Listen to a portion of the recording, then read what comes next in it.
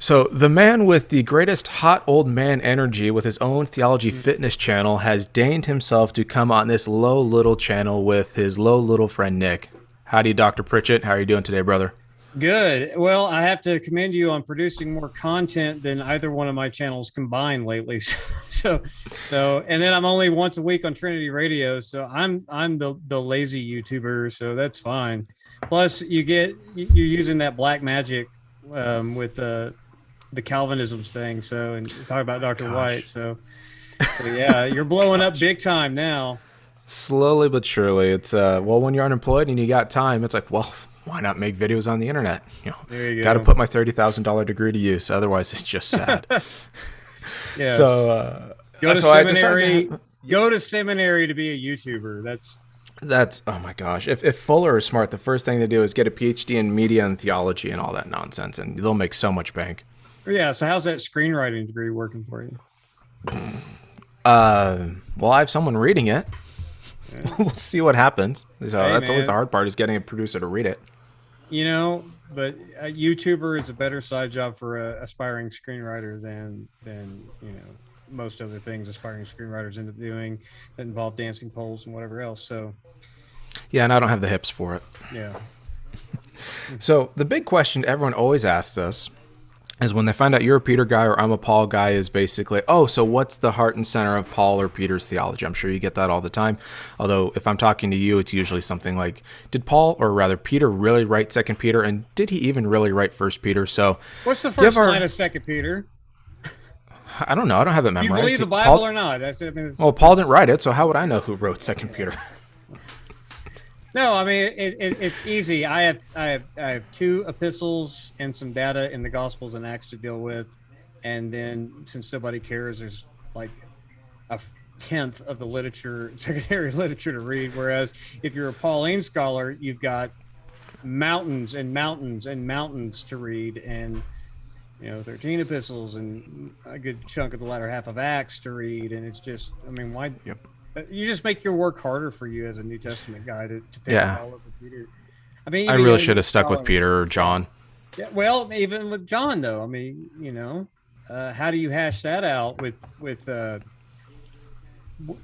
on authorship issues? I mean, if you're a traditionalist, then you end up with five works to deal with, and there's still about there's almost as much literature on Johannine scholarship as there is in Pauline scholarship. So Almost. The two, Paul and John, are basically the most apocalyptic thinkers in the New Testament. So it's like everyone loves them. okay, well, read Second Peter.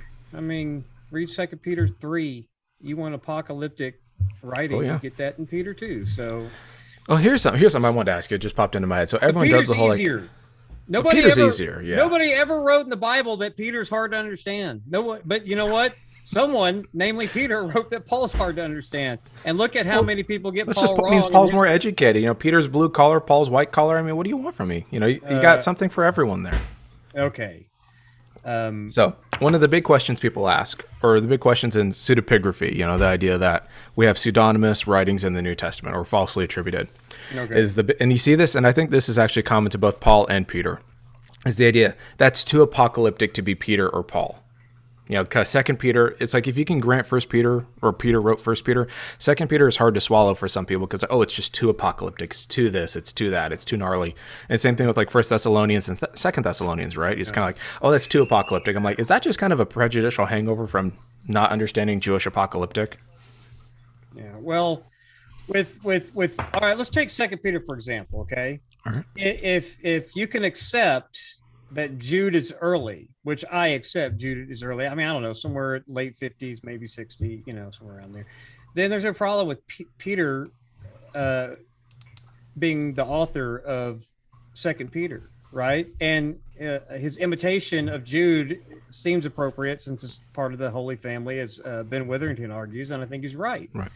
And so that's not really so much of a problem. And then when you look at the accusations that whoever he's criticizing as with false teaching, same with Jude, they don't really have the Gnostic heresies that he's listing out Right. for those to be the target of the author's ire, so to speak, right? So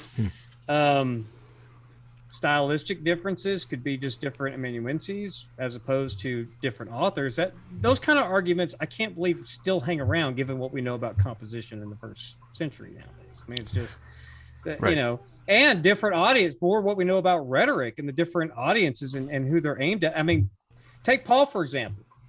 Paul in 1 Corinthians basically takes a big old dump on Asiatic rhetoric that when he's getting in all that stuff between him and Paul. And yet, I mean, the most ornamental, over-the-top, flamboyant stuff that you find in the Ephesians, for example. And if you accept Pauline authorship of Ephesians, which I do because I believe the Bible, I'm not, well, it's like even Second Corinthians even buys into the premise of Asiatic rhetoric or kind of this hyperbolic rhetoric to deconstruct it, but still kind of assumes that it's valid and necessary. The whole, I'm all these things, and you say I'm not going to do this. Well, I'm going to do it better. All this sort of stuff. But and at the same time, he knows what people say about him elsewhere is they say I'm impressive with speech, but not so much in person, right? I'm weighty in my writing, and by writing he means it's an oral document, right? Presented by probably someone whose public speaking skills are better than Paul's, but like Phoebe or something. But that, I mean, seriously, but he says he kind of dumps on that, but that he utilizes it. I mean, Corinth is one thing, of course, Corinth is transient city and all that, but so you're going to have some people that actually would tend towards the Asiatic style and find that more impressive, but you're going to find people who don't. Whereas if you're writing to Asia Minor, what kind of style are you going to use? And both Peter in 1 Peter and Paul in Ephesians, and whether you accept that as to Ephesus or an encyclical letter, it doesn't really matter. I mean, Peter's riffing off Paul in 1 Peter. The exordium of 1 Peter is very similar to the exordium of Ephesians. So, I mean, all these different styles has to do with rhetoric and amanuensis and target audiences more so than saying, oh, those are silly, bad 100-year-old or more arguments that you shouldn't accept anymore. And of course, they say with 2 Peter that it contains a farewell address, therefore it is a testament or a farewell address. It seems that it would have been written by someone, a disciple of his or something, right? Well, just because something contains a bit of a farewell address in a 5-chapter, I mean, all of these, unless we're talking about something, I mean, if you take a third of Jude, that is basically what a New Testament, or in the era of the New Testament, a third of Jude is about the normal length of an epistle. So none of these are epistles, right? I mean, they're speeches sandwiched between an epistolary prescript and maybe a postscript, if not just a doxology to close out the speech, right? So just because within 5 chapters there is a farewell address in it doesn't mean that it's a farewell address as genre or a testament, right? Acts contains a farewell address, but nobody says that Acts is a testament. No, it's ancient theological historiography, if you ask me. But well, there's so much to be said, even just about just vacillating between styles of rhetoric, styles of speech. I mean, the fact that you can have Paul go from apocalyptic to ethical or exordium, or just kind of shows that these whole categories that we kind of structuralize, it's like screenwriting, for example. Just to bring that up, you have a 3-act structure, and so everyone buys that until Quentin Tarantino comes along and decides, I'm just going to switch all this around and play pixie dust all over, and boom, it's fun. Right. It's like human authors are not infinitely, are far more creative, especially in the ancient world, when you're Paul and you don't have anything to lose, and you're just like, screw it, I'm gonna Tertius, write this down. Wait till you get to chapter 9. It'll be thick, but just hang with me until you get to chapter 9, kind of thing. It's like people are creative, and I think a lot of these writers, if you allow for human creativity, especially if it's multiple heads coming together to form a document, then you're gonna get variances that are just interesting. I mean, those are things to be explored, not things to be kind of like, just set that over there. Yeah. And speaking of like structure, the way that you would structure the arguments in your rhetoric, for example, so the other main criticism is it seems like, for pseudepigrapha, they're inserting all of these traditions about Peter as if it's first person to bolster the credibility. But if you actually follow the structure of the arguments, they're hammering home his points. That's why he's including that stuff. And you ask any preacher, personal anecdotes and stuff serve as great illustrations to hammer home the points, and they come at key points to bolster the arguments. So that's laid out throughout 1 Peter or 2 Peter. So I don't buy it. but I'm a traditional man, and I lean more to the conservative side of the theological spectrum. I mean, I'm not fundamentalist way over there, but I don't even I'm to the right of moderates even. So So the big issue, I think you and I agree on this, and this is something because when I started seminary, I was like, Paul didn't write the pastorals. Maybe he wrote Ephesians, maybe Second Thessalonians. Flip a coin, depends on what I had have for breakfast. But then, you read it in Greek. I mean, not to say other people or whatever, but just I read it in Greek. I'm like, this is too Pauline. This is a really good imitation and kind of all this stuff. Or Paul, if he wrote these over the course of 5 to 10 to maybe 15 years, I mean, I'm not the same person I was when I started writing screenplays when I was 20. I matured through all that. I'm almost 35 now. It's like there is development in the human psyche. There's evolution. It's like, we want to buy sociological evolution, but it turns out, oh no, Paul can't evolve as a theologian. Paul can't do these things. Paul can't tweak or even change his mind on certain things, or Peter. And so it's just kind of silly to me to see this sort of thing used. But the one argument that I do find at least compelling, not persuasive but compelling, are the what appear to be disparate ethical issues. And I don't know if this is much the case in Peter, but in Paul, you've got you have the egalitarian Paul in Galatians 3, this sort of stuff. But then you have the patriarchal Paul in 1 Timothy, and so these two can't be harmonized. So ipso facto, Paul couldn't have written the pastorals. They view, and that's of course reductive, but that's kind of the mindset. Could the Paul who wrote women are prophesying versus the women being silent in the churches, could Paul have actually written that? And so it seems to me the more difficult issue as it relates to even apologetics or interreligious conversation or even just theological formation is usually rarely, if ever, about the grammatical or the syntactical. It's almost always about the theological. Yeah, well, just because all the other arguments are losers. But I mean, if you look at, I don't have a problem with theological development, even taking Paul's own eschatological outlook, right? Right. From the, well, not maybe could be in my lifetime to definitely not going to be in my lifetime as far as the second coming. So, I mean, all kinds of theological developments, I account for that. I can make room for that. And so in Paul, I don't have a problem because different occasions bring about different subjects. And if you're not trying to automatically assume a particular brand of ecclesiology or soteriology or anything from the conservative end, or if you're just on the more liberal end, you just, well, it's all BS anyway or whatever. As long as you don't try to assume your grid before you read the epistles theologically, you can see that there's development and that there's particular instances of situations that need to be addressed that could be more occasioned and local as opposed to universal, and that can account for some of those changes as well. Women in ministry being a big issue. We have a harder time trying to say, I think because of people's theological grids, Phoebe can't be this, or Junia can't be that, because we have this other idea over here that was written later for a different purpose. And you and I have spoken for almost 5 hours of video on Trinity Radio Extra about all the ways people get, the pastoral epistles wrong. So as far as how they exegete those, but they take that, and that all of a sudden controls, as opposed to the fact that maybe there's something over here. And like I said, I still think there's a universal principle that you need to learn before you teach. That goes to anybody. And Paul, has the egalitarian that he is, has no problem dumping on women equally and as harshly as he dumps on men. That's what egalitarians do. I mean, so it's, Peter would say, well, be nicer to the women, but Paul's not, No, Paul's just like, no, I'm sick of this. Cover your hair or put your hair up, whatever. I'm sick of getting reports about all of you. Just stop. Right. Yes, you can preach, but good Lord, just don't be a spectacle, kind of thing is kind of the idea. But yeah, I just always found it funny, just the idea of kind of, and maybe this might be a bit of a rabbit trail, but it always makes me chuckle, is kind of, given that, Peter or the Petrine Corpus, along with all the other passages or the other texts kind of are called the Catholic epistles, we kind of section those off as Protestant. Yeah. So maybe there's kind of there's a Protestant preference for Paul, most certainly, very obviously. I mean, I don't think Calvin exists if you don't have Paul to play with. But then you've got the idea of, in Protestant circles, you've got basically it's Galatians and Romans. That's what you study. And if you're really radical, you bring in the Corinthian correspondence, depending on how you chop it all up.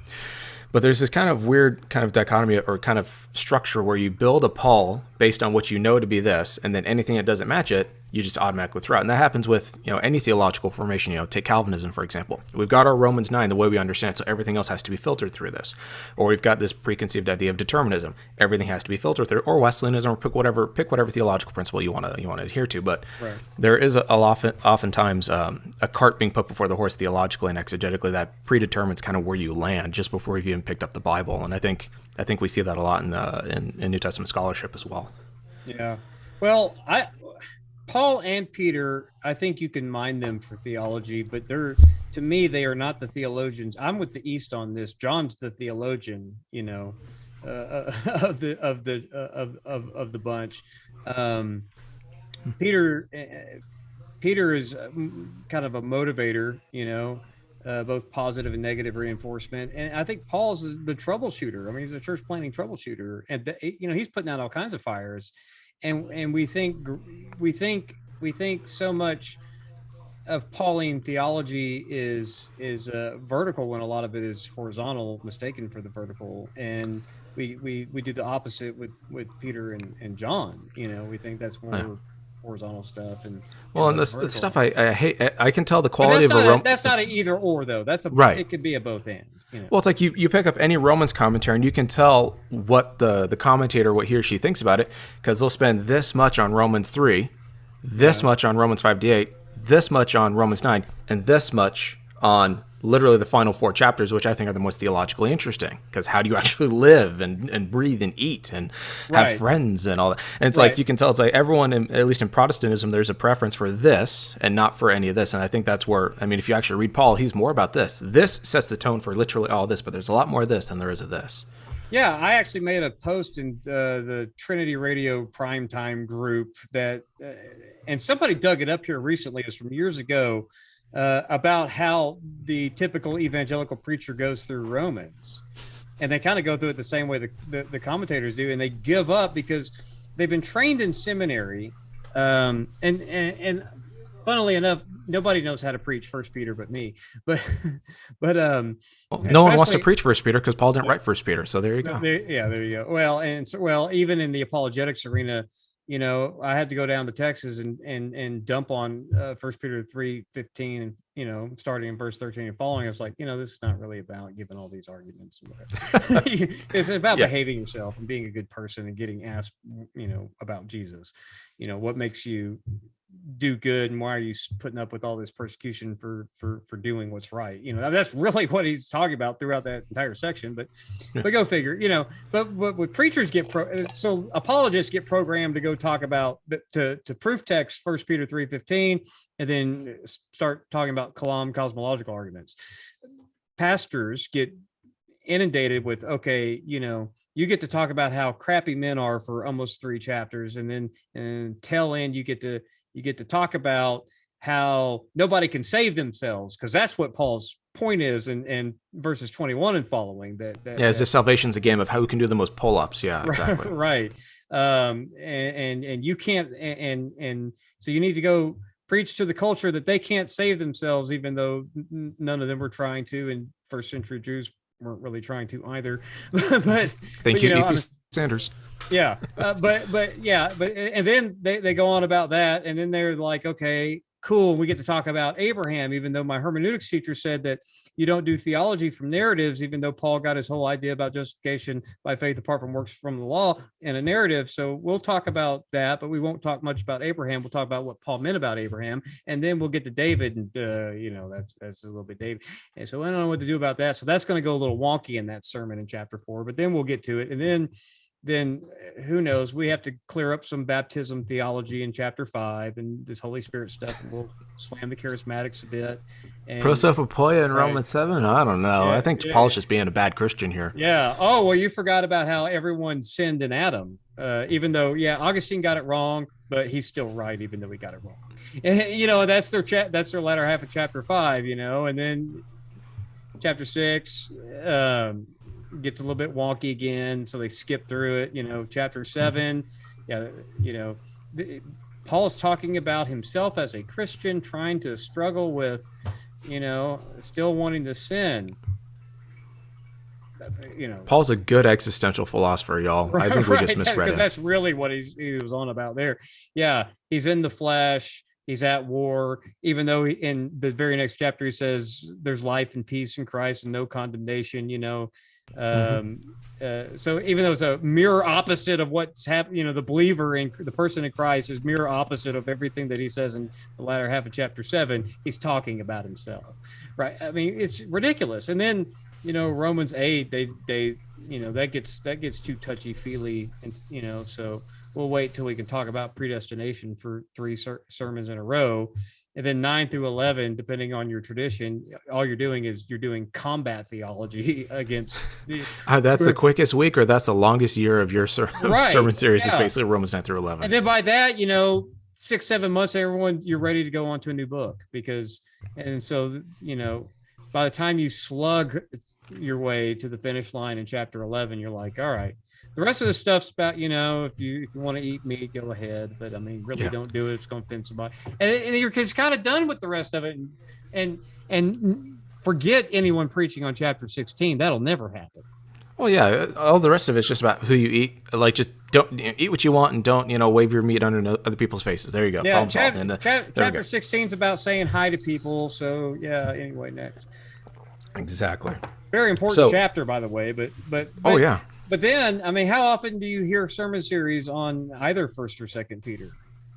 Almost never. So First Baptist Church of Scottsdale, where Alice and I went to church one time. He was preaching through 1 Peter. Nice. He's the one besides me, because you get a lot of preachers that are excited about preaching about Romans because of all the theology they got wrong from their Southern Baptist seminary, and then they go to and then they just completely ignore the general epistles and are like, okay, we're gonna, I don't know, we'll just go to another Pauline letter, and then they've already left the church because, again, evangelicals don't stay at the same church for that long, so they leave the church and then they go start all over, even though the pastor on his way out was just finishing up Romans, and then you're starting with Romans because you're super excited. Mm-hmm. So Paul is obviously more popular than Peter. Obviously, I think Peter has more to say to our cultural situation in 21st century the United States than Paul does, really. I mean, I think I could make that argument from 1 Peter.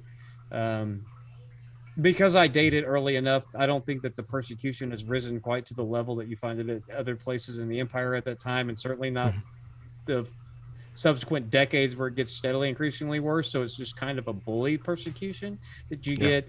It could be from the legal authorities. It's mostly from, they're getting it from the pagan and Jewish neighbors, right? And it's more of a bully thing. Maybe some physical altercations, but maybe not, but certainly verbal and social persecutions. And that's similar to where Christians are heading in the West. And so we're not trying to sort out, I mean, no one in our culture is trying to save themselves. If you say, guess what, lost unbeliever person, you can't save yourself with your own good works, you're going to say, guess what? I'm not trying to. What are you talking about? Save myself? I can do 500 pull-ups. Why do I need to save myself? Right. Save myself from a hell I don't believe in? Great. Yeah. I mean, at least first century Greeks, they just assumed the afterlife was going to be horrible, which is why Paul never really talked about it much in his preaching, right? Greeks, if you said hell's going to be awful, or Hades or whatever, the afterlife, they're like, well, we already knew that. Is water wet? Yeah, okay, we already read our Plato on that. We know, But what did he do say? He always talked about judgment and wrath and dishonoring the Creator God, because dishonoring the Creator God when you can honor Him is a bigger deal than whatever version of hell the Bible talks about that Paul believed, even though he never mentioned the word. So I'm just saying, and then, of course, no one in your church when you're preaching Romans is trying to save themselves either from their own good works. And again, is that really what works of the law is all about? Saving. Right. But so you have all of these things. And so we wonder why, in general, I think Paul, probably there's more interesting debates to be had if you're like us and really into theology and all of that. And I think that's the allure, but I also think that because so many people have got it wrong, and I believe that Paul is a kingdom theologian, even though he doesn't use the word kingdom as often as Jesus did. Paul, and of course, apocalyptic theologian. And I think that if you get Paul's message right, he has a lot to preach to the congregation and to the lost and dying world. But as long as you get Paul wrong and you ignore the general epistles and you ignore Peter, it's no wonder the church has a rough road trying to get our message out that resonates with the culture. So those are the things that I like Pauline scholars like you who are trying to get Paul right and tell everybody about it. And credit to even Calvinists like Bird or N.T. Wright or whatever. Anyone trying to get Paul right, hammered down somewhere with a sane view of Paul, somewhere between the APP and the NPP. Yeah, you know me. Yeah. There you go. That right there, man. For a guy in his 30s, I'm surprised that you know that. I worked in a movie theater for 3 years, and my best friend Holland was my best friend. So I learned a lot. Okay. That's where I discovered Biggie Smalls and Tupac and basically New York hip hop, and then graduated to West Coast hip hop, and basically never looked back. Two Live Crew and Naughty by Nature and all that good stuff. Yeah. Right here, folks, on Nick's channel, New Testament. On my channel, and we're getting demonetized in 3, 2. There we go. Right. All right. So with Paul, you get so switching gears just a little bit to make it a little more feisty and sassy. So with Paul, I think you get we all know the kind of distinctive Pauline themes. Without Paul, you don't have kind of you have a very incarnational Christology, but you also have warrior language. 1 Corinthians 15. You get kind of this really cool, as you said, blending of the kingdom and the apocalyptic, but also ethics. Paul is kind of that 3-headed monster when it comes to that sort of stuff. You get very distinct sexual ethics from Paul. Paul, I think, talks a lot more about sex and marriage than Jesus or Peter do. I'm not to say, mostly because he just wrote more. We have more of his writings. Not right. That no one ever thought about this until Jesus came along. I think Peter, Paul, and Jesus have, I would say, roughly the same view of women in terms of how they of respect and honor and empowerment. Basically, I think they're egalitarian in the modern sense of the word, even though they would not call themselves that. When it comes to slavery, I think all of them have kind of an anti-imperial, anti-status quo edge when it comes to that, even if they accept the reality that 5 people in a small little building in Rome aren't going to change the world when it comes to slavery, so they have to live within this realm. So both Peter and Paul also share the reversal of the slave designation because they both identify themselves with that in Christ. So yep. And then you tie Christology to that. Jesus taking the form of a slave kind of reinvents the whole idea of what power is meant to be conceived of as, and you get that specifically in Paul. And then, of course, with Peter, probably the tradition, if you go back to Mark and whatever else, the tradition probably started with Peter, and you find it certainly in 1 Peter of tying the suffering servant of Isaiah to Jesus. I mean, you get it from Jesus himself, but I mean, I'm just saying that tradition carried forth through Mark's gospel and then into the other gospels, and then in 1 Peter you find the suffering servant motif being tied to Jesus, and you find that in Peter. So if you accept Peter as a source for Mark, which I do. So well, yeah, I do. I'm very open to that as well. But my Allison's actually doing work on. There's this monograph that came out called "Mark, a Pauline Theologian," where Mark is basically interpreting Paul, or has kind of Pauline themes in mind. So his Jesus sounds very similar to Paul, and she's tying it to the ransom logions and the ransom sayings in Peter and Mark and Paul or in Matthew, Mark and Paul. And so it's really interesting. I'll have to pick your brain about that later. But all this to say, Paul is. We all know so much about Paul. We know about his Christology. We know about his view of women and sex and slavery. We know his view about the church as the body. That's a very distinct. It's not a distinctive Jewish idea or Greco-Roman idea, but it's something Paul is very known for. That's kind of one of his big ideas that he kind of utilizes. For Peter, though, go ahead. I was going to say, when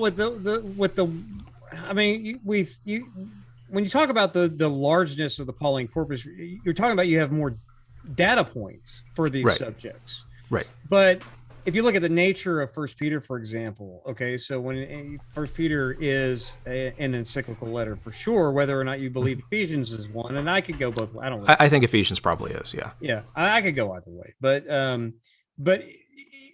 okay, take that. Then that's a big deal. Sexual ethics is a big deal to the church because this is a wide audience, a wider distribution than talking to Rome. Right. So in Corinth, you get a little bit of business about hush. You're making too much noise. Imitate what I think is the imitation of the oracle at Delphi. And then you've got this business about, head coverings and stuff. But I mean, you get some pretty beefy, household code material in both Ephesians and First Peter, right? And so I think that the fact that they have a larger target audience to more churches, the issues that you find in these encyclical letters, I think, are these are the focal points that you need to drill down on. Right. That's just my take on it. So Paul gives us more data points from which to formulate a systematic theological way of thinking about that. Mm-hmm. But the overlap, especially with Ephesians and First Peter, I think gives us the fact that they both, if you take the encyclical view of Ephesians, they both have wider audiences in view. And so those are the things that they probably thought were most important to get out to the largest number of people at that time, which means we should pay attention to that more so than how many data points we have in one author versus another. Sure. So that's just the way I think about those things. Because I think that makes sense. I have to do a lot of work in Ephesians insofar as it seems like Peter bites off of him a lot in First Peter. So, in the book we all hope to read someday before you pass on. So right. I'll drink to that. But what are some? So we all kind of know. We've all read Romans. We know the Romans road. We know all that nonsense. What are some distinct things that Peter offers the church for theological reflection, New Testament theology? What are some distinct Petrine kind of ideas that we don't? If we didn't have Peter, we would be missing or lacking in. I think that Peter's focal points is more like in the line of James, is more into practical theology. So I think there's a lot. That's why I think they're pastorally rich, because ethics in the face of suffering and persecution, I think, is a big deal for Peter, because that kind of encompasses his whole work of First Peter. That's kind of how he couches that, whereas opposed to Paul, who doesn't necessarily couch his arguments with that, as you don't find suffering in his propositions or propositio statements or whatever that you go down in his thesis, but you do find that in Peter, and it spells itself out. How do you? So his is kind of a Christian ethic in the face of persecution and suffering. I think that's a distinctive feature that he fleshes out. I think when you take the idea of Second Peter as Peter, like I do, I think that there, his constant callbacks to remembrance and judgment, those things go hand in hand for him. And so there's a practical way of dealing with it. And Paul gets into these things too, obviously, because he gets to touch on everything. But Peter is, but what we Paul can't be left. Paul's like, no, Peter said it. I gotta get in on this. Yeah. So what I think is distinctive is probably the ethics in the face of suffering and persecution, kind of that practical theology. But I also think, there's a lot of that imitating Jesus, kind of thing, even though Paul gets the line, imitate me as I imitate Christ, right? But Peter, that kind of thing exudes through, kind of permeates through that, and of course, Jesus being the recapitulation of Israel and and then of course Jesus's identity becomes the believer's identity, and so we are that royal priesthood now. We are that peculiar people that Peter goes off on about in chapter 2, right? I think Peter is ever much the Old Testament theologian that Paul is, but I think that he has a more balanced horizontal and vertical approach, whereas Paul seems to go more bouncy from the vertical to the horizontal. And then what people think is vertical may just be more horizontal as well, or at least more tilted that way. So I think Peter's more clear. It's just, Peter basically is like, I only get 2 of these epistles to write, so I got to be clear. And Paul's like, I got 13. I got the space to bounce around a little bit. I can so one of the things I had a friend ask me this, and it was one of our patron Q&As. It was basically, how does a physicalist deal with the going down to the Spirit's language in 1 Peter 3 and 4? Those sorts. 1 Peter 3:19, or I think it's 1 Peter 3:18 or 19, and then 1 Peter 4:6. And I gave my answer, but I don't think it's entirely about issues there. But that was something I was thinking of when I was thinking about you, was Paul doesn't really have, and this is going to sound weird to some folks, but Paul doesn't seem to have the concept of life in the intermediate state per se. It's pretty fuzzy if it's there at all. I think. Well, you could argue for it, but Well, I mean, I'm willing to grant that it's at least fuzzy. I'm willing to grant that it's fine. I don't think it's there, but I think you die and you're raised in Paul. That's Paul's kind of, or at least that's what Paul seems to give us. And there's more that can be said. Paul, the amount of biting off Plato that you can find throughout Paul's writings, I'm certain he was what we would call a substance dualism. He was well, if he was, he didn't talk as much about it. To live is for Christ, to die is to gain is from Plato, except for the Christ part. I'm fine with that. Right? Yeah, but he's talking about benefits, not about the intermediate state, though. But I mean that whole but one of the benefits is to depart and be with Christ, and I think you can argue that there's something there. But I don't want to. We'll set that aside. I couldn't possibly care less about your physicalism, even though I couldn't care less about your dualism. So, right. But with Paul, you don't the jump from death to the final state is fuzzy. With Peter, there does seem to be a little bit more of. There's a lot more cosmic and anthropological, or even supernatural. Of course, supernatural being a catchy word, but kind of, their spirits, their ideas. The afterlife seems a little more active in First and Second Peter, if that makes sense. Well, I mean, do you understand? I don't know. Like with Paul, though, I understand Paul to be saying that, and you could say this with Peter too. That any sort of weird thing like that is a victory lap triumphalism anyway, as far as speaking to the spirits in prison and all of that. Whoever you think that those are, they don't have to be human beings, Yeah. So I mean, it's like it's all victory lap anyway. So I don't really know, but that all ties into. I mean, whether you believe in anthropological dualism for humans or not, you certainly believe in immaterial beings and cosmological dualism. Yeah. Right. I mean, there's certainly that with both Peter and Paul. So, yeah.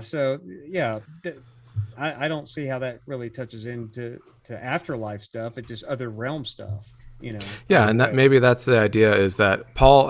I mean, you could argue that 1 Corinthians 15, the principalities and powers, and all these other kind of things going on, but it seems that Peter at least has Peter gives us more to deal with or chew on, especially the 1 Peter 3 and all the language about revealed or dissolved or made new.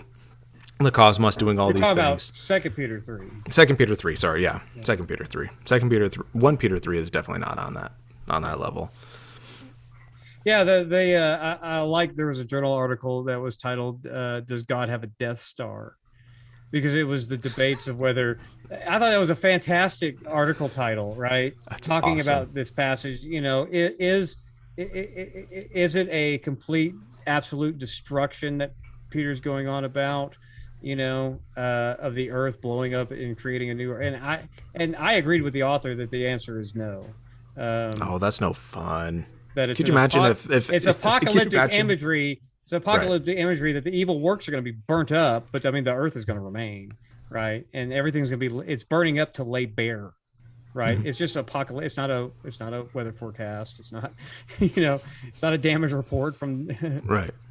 Could you imagine though how awesome that would be? God's like, nope, resurrection. I'm just gonna incinerate all of you. Right? Yeah. It's like, thanks. But I do love the imagery there, right? So that's why I could say you want apocalyptic imagery from Peter. You got it there in 2 Peter 3 in spades, talking about the end of the world in a very graphic way. Well, it's like people go to the book of Revelation and they're like, oh my gosh, all this stuff. I'm like, yeah, just if you want something dragons, short. Right? Yeah, basically. Oh my gosh, space dragons. But it's like, then you go to 2 Peter 3 and it's like, oh, in 10, 12 verses, you have the entire story laid out. I mean, it's not as succinct as Paul's, 8 and 1 Corinthians 15, 20 to 28. So, maybe Paul's a little more helpful on that. But I mean, it's like, you want a nice little pithy summary? Here you go. Or all this incineration of the evil teacher, blah, blah, blah, blah. And then, everything's laid bare and there you go. Problem solved. And you're just kind of like, right. Would that most Baptist sermons were like that? Yeah. And Peter versus Paul, I think that part of the practical and maybe just the truncated way of Peter's brain, but he's like, judgment begins here at the house of God, right? Mm-hmm. Whereas Paul is going to spend a chapter and a half laying out well, you need to examine yourself, and if you do these kind of, he goes into the vice lists, and more riffing from Aristotle there, just kind of, and other, it's a trendy thing since Aristotle, these vice lists. Well, I mean, Paul's well read. I'm happy that Paul is. In Philippians 4, he gives virtue list too. So, he uses Peter, Paul, all these New Testament writers ape the best formulations and rhetorical. They're pretty cosmopolitan for first century poor farmers. Right. That's all I'm going to. Exactly. For they pull out all the rhetorical tricks and gimmicks and formulation and formulas for how to do things, household codes, vice lists, virtue. They use all of that stuff, which is again why I'm like, these are epistles. Okay. Yeah, exactly. Epistle in the first century is like 5 lines is a super long epistle, right? So these are speeches. Even and I love Scott McKnight, but even James is one. Sorry, Scott, but I don't know. I mean, I was preaching through James at church on Zoom, and I'm like, this feels like an extended Jewish sermon. Basically, it feels like a Jewish homily. Yeah, but it's still a speech, and it still has certain trappings here. And I mean, I agree with McKnight that there is a cohesive unity to the whole. Oh yeah, thing. Reading it, I'm like, this is very well structured. Yeah, but he likes to push back a little bit on the rhetoric influence, and I'm just like, you're wrong. Him and Stan Porter, I don't understand it. I love both those guys, but there's like, rhetoric, it's really about this, and it's like, why not have both your cake and eat it too? Yeah. Read more Greco-Roman literature. I think they got their heads buried in the Second Temple literature, the Jewish literature stuff, and they didn't read enough to see how all of that too was influenced by, blame Alexander, but that stuff went everywhere. It just went everywhere. It's not just Philo, right? It's most of them. Alexander was basically the seeds of Twitter in the ancient world. He just, I'm going to send all this out, and here you go. I'm going to carpet bomb you with all sorts of nonsense. Right, and the Romans ran with that stuff too. So, I mean, you're going to find it in Aurelius and later writings. And so it's just, it's what it is. What it is. But yeah, I think that's where, but I think Peter is just a little bit more direct than Paul. I have to go as a theology geek fitness guy. I always have to go to Paul for the sports metaphors because he's big on that. Striving after Christ, yes. Right. Finishing the race and disciplining my body like a box. You have to go to Paul for that. But Peter actually was manly as opposed to Paul. So he didn't. If we believe Acts, or if we believe Paul, he apparently was fighting all sorts of animals and getting out of there. So a snake bit him. That's pretty manly. He could. Well, I mean, according to I take. Paul kind of agrees that people don't think he's really that impressive to look at. So I'm not saying he's a weenie now. I'm not saying that he's a weenie. I mean, just making sure because he can't be calling Paul a weenie. He took a share up. No, you can't. Shipwreck, survive, beatings every other week, survive. He's more manly than either one of us for sure. But speak for yourself. You have no idea what I'm like. Yeah, you're probably right. Yeah. I'm sweating in certain spots I shouldn't be sweating. Yeah, you're sweating in December in your house, right? Yeah. Okay, so that's from all the exertion of sitting and talking to me. But Peter, I mean, it's always the image of the older, gruffier, burst through the door, ready to draw a sword and hack an ear off. I mean, but that's what the data gives us, Yeah. How much of that are they amping up? I don't know, but I mean, that seems to be the impressions that they're leaving us with. But I mean, that just it's more. Peter he can say a lot more, a lot clearer with a lot less than I think Paul can, and that's the tricky thing about Paul, right? Where Paul takes a lot more work, which is why I'm not a Pauline scholar. Paul takes a lot more work to get to the bottom of, whereas Peter, you have 2 epistles, you have pretty blunt. I think most of it has an eye towards. I know that y'all folks are dealing with this, and this is how you need to live in dealing with that. But Paul wants to say that stuff too, but he takes 11 chapters in Romans to preface what he says in 3.5 chapters later. Yeah, that's the main difference I see. As far as thematic, I think that they have a lot more in common than they do different. But Peter obviously thinks Paul's hard to understand. I think, Peter took his lumps from Paul and still called him a brother, I think that's pretty impressive. Whereas, I mean, Paul kind of acted a little jealous of Apollos, kind of a weenie. Yeah, a little bit. Still So sanctified, but you can be a sanctified weenie. Right. I mean, that should be a T-shirt, by the way, for Trinity, right? Sanctified weenie. Yeah. Well, that could be taken the wrong way. Probably shouldn't do that. But as far as like theological content, I don't see a whole lot different between them. What about the famous divination theosis passage in 2 Peter 1:4? I had someone point that out to me. I'm like, participants in the divine nature is how some people translate it, or some translations go there. I'm fine. Like that just sounds like in Christ language. Like I'm not gonna lie, that just sounds like participation in Christ language. Well, that's what I mean. Well, I mean, okay, if you believe in the Holy Spirit, theosis is pretty. I mean, that's okay. We all have to affirm that to some point. But how much does that Spirit fashioning you into the icon of Christ, right? So how that is tethered ontologically, I don't make any claims about the metaphysics of how that works. I just will have no problem, even with the way some of my Eastern friends anyway explain it. I'm like, okay, but I don't have a problem with just saying, yeah, we partake of it, and that's one of those.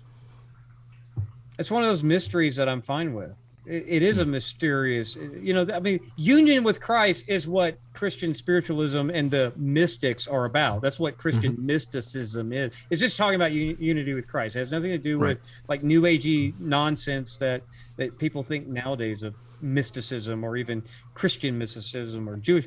Christian mysticism just means union with Christ, partaking with Christ, partaking of the divine nature. I'm fine with all of that, because that just seems, I'm like you, that just seems to be more unity with Christ language, and it is mysterious or mystic even. And I don't have one final question. Oh yeah, go ahead. No. Yeah. Well, I was going to say a lot of evangelicals are uncomfortable with anything that sounds either Catholic or Eastern Orthodox. Yeah.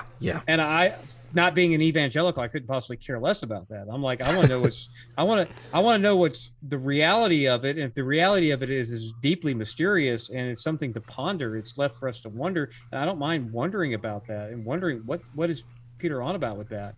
That's part of the joy of it. So I'm good with that. Your mileage may vary. Yeah. No, I like that. But so one final question, because I know you got to get going pretty quick. But what do you think is Peter's distinct vision of holiness or sanctification, however you want to parse that out, and how can the church live into that? So let's say we don't have Paul, we don't have John, we don't have any of this sort of stuff. We have the Petrine materials. What would be Peter's kind of vision of holiness for the Christian church that we can now participate in? How does this 1,000-year-old document give us a life? Sadly, I think that it's kind of like if we didn't have the Bible but just had the church fathers, we could reconstruct the Bible. It's kind of a good chunk of the New Testament for sure. It's kind of like, well, we don't need Paul to get the same thing. That there's nothing distinctive about Peter, because he would say it's character formation, because he's got that passage of what suffering can do for, and how that even can drive and fuel. And James talks about this too. So I think that sanctification for Peter is definitely moral behavior.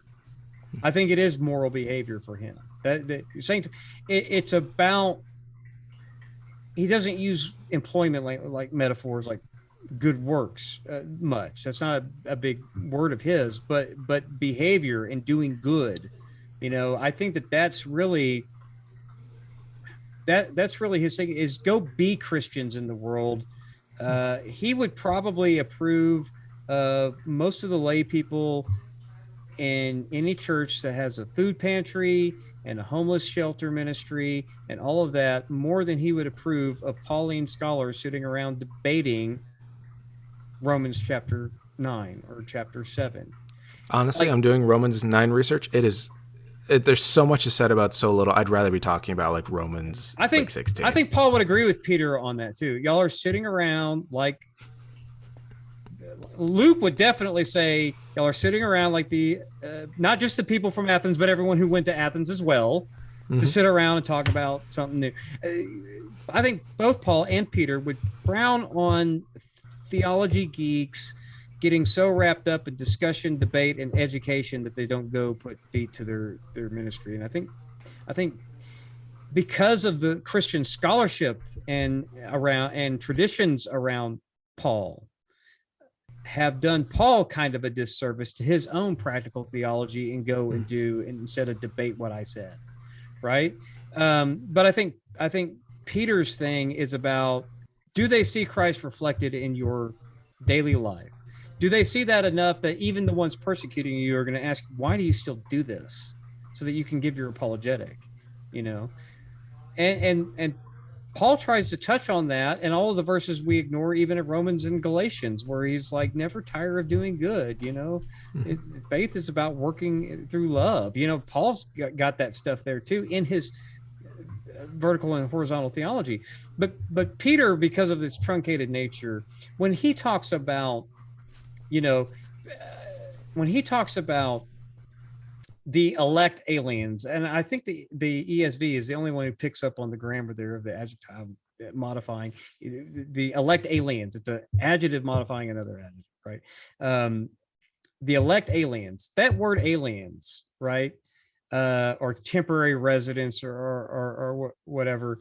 That whole language there is about this, whether you apply it spiritually, or I think Peter is actually talking to these people who, oops, there goes the lights, doesn't have formal citizenship in any of the cities, because in the ancient world you had your city citizenship, which is not the same thing as your imperial citizenship.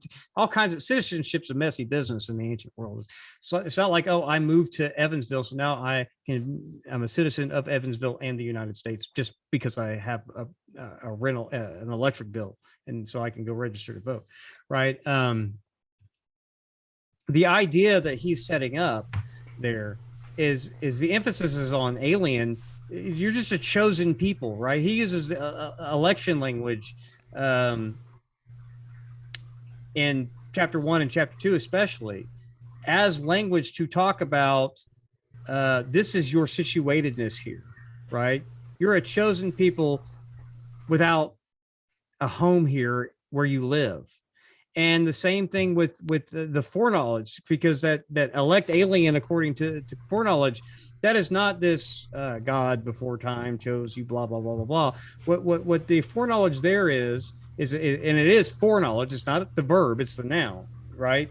The foreknowledge, you're elect according to God has in view as part of His purposes people like you in situations like this as His people. And that is a comfort theology. It's not a let's debate election theology, because elect is just it's an adjective to describe the people that are part of the Jesus in group, right? It's not like this big. Yeah, it's not a magical pixie dust of a word. It's just a normal word. And so for Peter, all of that stuff is like election, and because when he uses the verb, foreknown, he's talking about Jesus foreknown, in chapter 1, that's make of that what foreloved. I don't care if you interpret it that way, whatever. It's talking about Jesus there. But all of that is a comfort that you're in the right in group. And so Peter's central theology is good behavior, reflecting that no matter your circumstances, and that your sanctification, that suffering too also plays a role in you becoming more like Jesus. And so that's what I think his whole thing is, and it's an encouragement more than anything else. So when can we expect your book on Peter to come out? In the new heavens and the new earth, probably. Oh, it'll be laid bare in the new heavens and new earth for us. Okay. Yeah. When all of this, when all of my other busy work is cleared out. No, I've been thinking about it. I pick at that stuff. But it's one of those things that I heard a wise man say, it's probably good not to publish books before you're 50. And there might be some truth to that. That was dumb of me. I shouldn't have done that. No, you should be proud of your book. I mean, anyone who puts out a book, you guys are just better writers than I am. I am not as eloquent and as just overflowing. I got that Asiatic pixie dust on me. Yeah. Like I would write a commentary on First Peter, and then I would see that, it's only 130 pages. because I write about as brief as Peter does. So let's get to the point, And I was like, maybe that's what I should do. Just get it out. But I've got a lot of work in it done. I just need to put it all together and make it readable. All right. So so we've heard a nice little brief homily, little bit. So if anyone wants to preach on First Peter, now you've got something to build on. Where can people go to find you if they want to pester you about why Peter didn't write Peter, or why Paul is better, or why Peter is better? So where can they find you? For social media, I'm most active on Facebook when I'm on Facebook in the Trinity Radio Primetime Discussion Group. It's a closed group, but you can just ask to join and we let anyone in. I mean, obviously Nick's part of the group, so anyone can get in. Yeah. Y'all have no standards. You can ask me questions on Trinity Radio on Fridays. I am part of the live stream on Trinity Radio. You can find me at Theology Geek Fitness and ask questions unrelated to the videos if you want to. I won't answer them there. But you can find me on Twitter, but I'm never on Twitter. I mean, hardly ever, except to like Nick's post. When I get on Instagram, I'm on Instagram, but I get on there to like pictures of Nolan and sometimes. Yeah, basically that's all I post is either baby pictures right. or occasional cigar photos. Right. I follow so few people that post regularly that it's mostly you and my friend Marlando Clemens. So the two people I see, you sitting around, and then I see Marlando in the gym. So that's the two things I see most. My New Year's resolution, I'll just keep this brief, get back to my 10,000 a step average, because it dipped at 9,000 for the year, because based on the past month for obvious depression, anxiety, and anger reasons.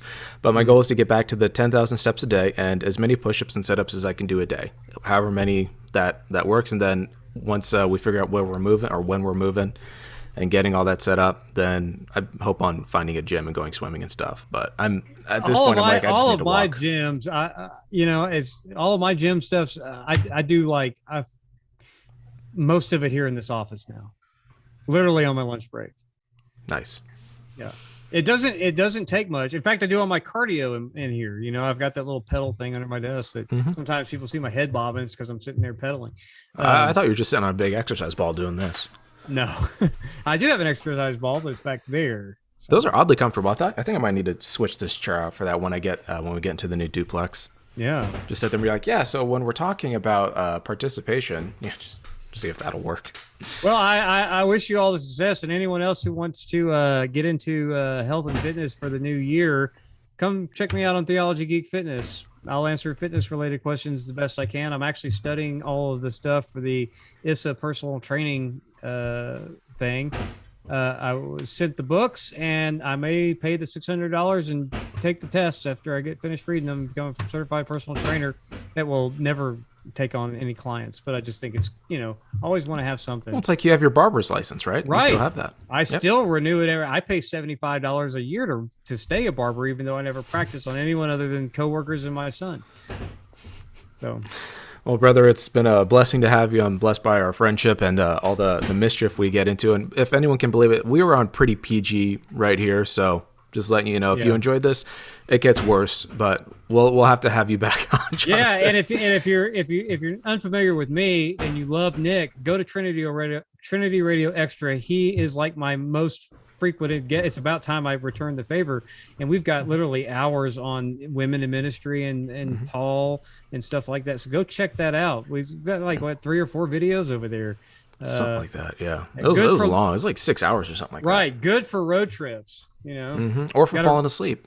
That works too.